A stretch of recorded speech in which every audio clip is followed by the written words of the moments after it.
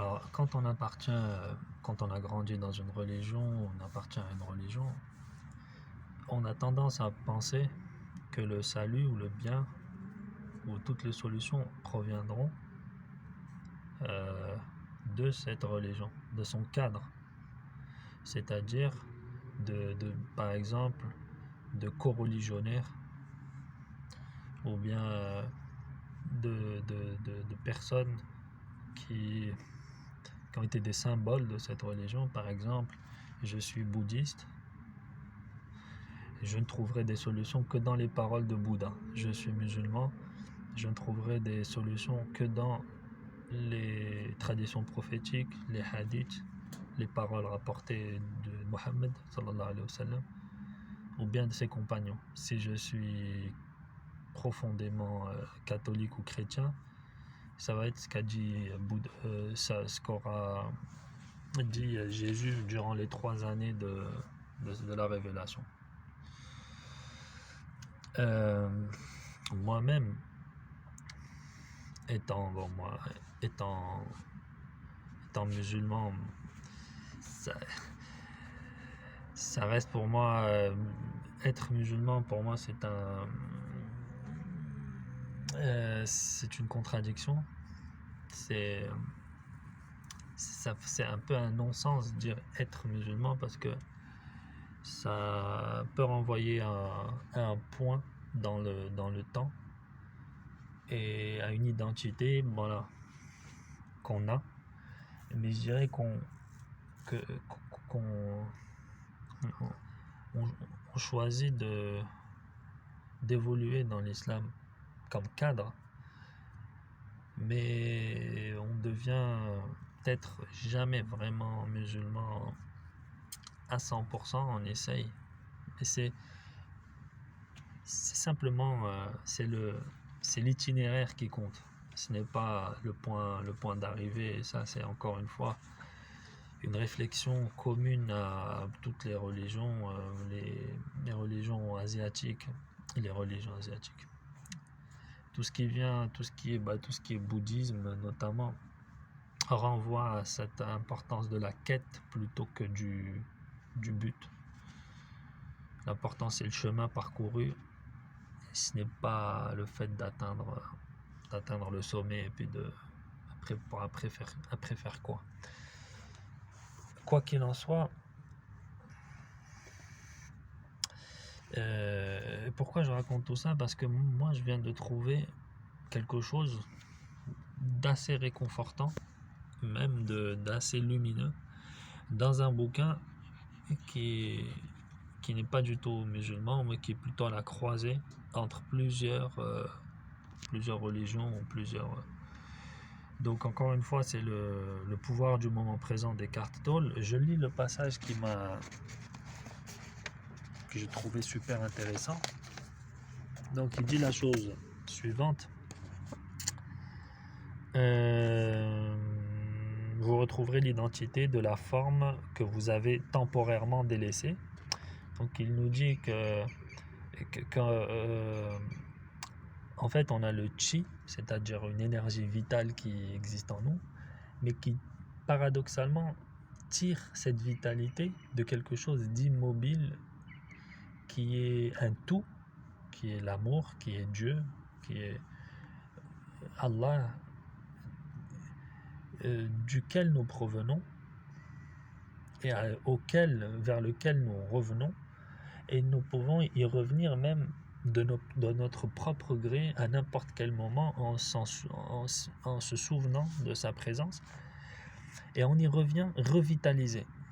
Donc le chi, c'est une expression de ces traditions orientales, bouddhistes notamment.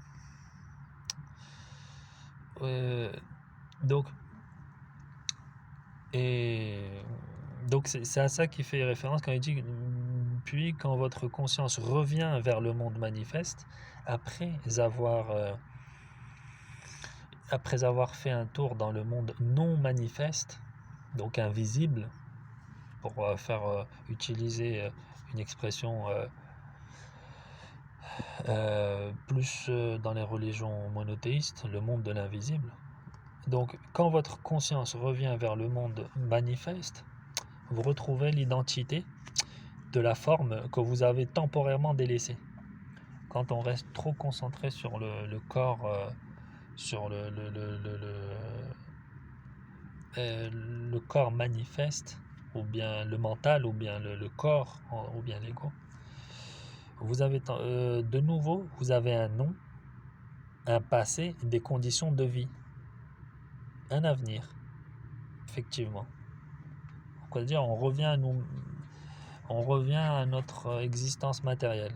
Mais essentiellement, vous n'êtes plus la même personne, car vous avez fugitivement eu un aperçu d'une réalité en vous qui n'est pas de ce monde, bien qu'elle n'en soit pas dissociée. Et qui n'est pas de ce monde, bien qu'elle n'en soit pas dissociée, tout comme elle n'est pas dissociée de vous. Bon, ça fait des nœuds dans la tête, tout ça. C'est-à-dire que cette identité que j'appellerais divine, elle n'est pas dissociée de nous. Elle reste associée à nous, même quand nous n'en avons plus conscience. Il suffit de faire un effort vers cette identité profonde, ce moi, ce soi même qui fait partie d'un ensemble beaucoup plus vaste, beaucoup plus grand. C'est pour ça là qu'on conseille souvent d'aller à la nature, de se retrouver, de contempler la nature, la création, pour se rendre compte de notre appartenance à cette création. Ça nous permet de relativiser beaucoup de choses. Alors, ce passage, il nous dit encore une fois, laissez, et c'est là où moi ça a eu le pouvoir de révélation pour moi. Laissez votre pratique spirituelle être la suivante. Quand vous vaquez à vos occupations, n'accordez pas toute votre attention au monde extérieur et à votre mental. Maintenez-en une partie vers l'intérieur. Il a déjà été question de cela précédemment. Sentez votre corps subtil même quand vous êtes occupé par vos activités quotidiennes, en particulier dans le cadre de vos relations ou quand vous vous trouvez dans la nature. Sentez l'immobilité au plus profond de vous. Donc immobilité, ce n'est pas un terme péjoratif, mais cette immobilité, c'est la création initiale. C'est le noyau, il y a 13 milliards d'années, qui a explosé en plusieurs nutriments, plusieurs matières organiques, et qui s'est étendu et continue de s'étendre encore aujourd'hui. Mais à la base, ce n'est qu'un ritq. C'est ça. C'est-à-dire nous l'avons disloqué, un noyau de matière qui a explosé, et le Big Bang. À la base, c'est à ça que ça renvoie cette notion de sentez l'immobilité au plus profond de vous. Maintenez cette porte d'accès ouverte. Il est tout à fait possible d'être conscient du non manifeste dans votre vie.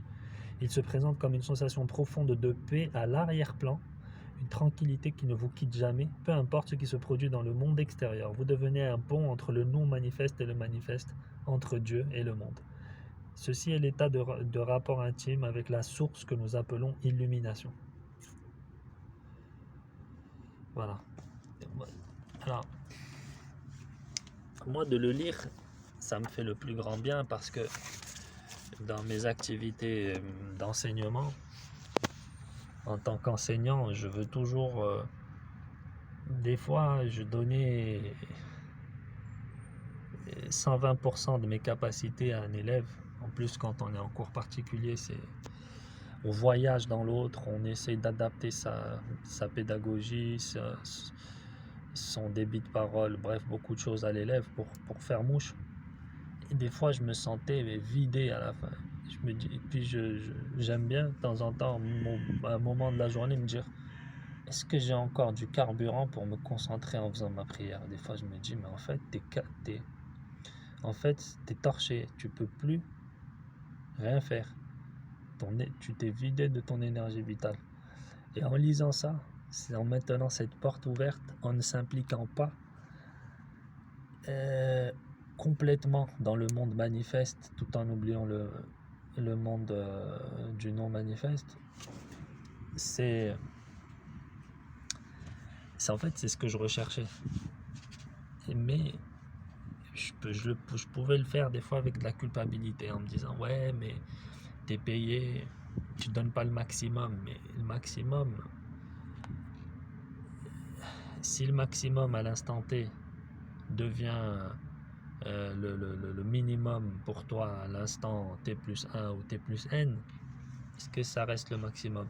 Donc voilà, j'abrège un peu la vidéo là parce que je commence à recevoir des appels de la vie quotidienne. C'est ça, c'est que souvent on insiste sur l'importance de la prière à salat chez les musulmans, la prière qui se fait à heure fixe, 5 prières par jour. Et souvent le fait de ne pas l'exécuter peut développer une grande culpabilité.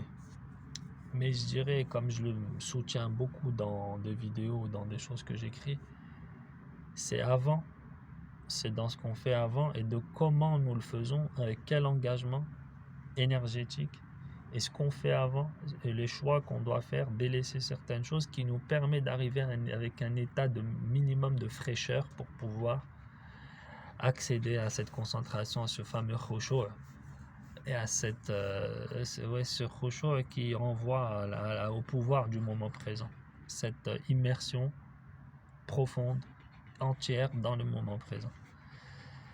Donc pour conclure, on peut trouver du réconfort ou bien de la lumière même dans ce qui ne fait pas partie de notre religion, parce que à partir de ces gens-là cherchent le bien, à partir du moment où une personne cherche le bien pour elle-même et surtout ne fait absolument pas du mal aux autres, consciemment en tout cas, à partir du moment cette personne, Dieu ou Allah ne peut pas l'abandonner simplement parce qu'elle n'a pas récité telle ou telle profession de foi ou bien ne s'est pas déclarée appartenant à telle religion. Elle est sur un chemin et Allah ou Dieu ne va pas lui tourner le dos alors qu'elle est sur un chemin. Il l'accompagne, il va l'accompagner jusqu'à ce qu'elle atteigne ce vers quoi elle doit tendre.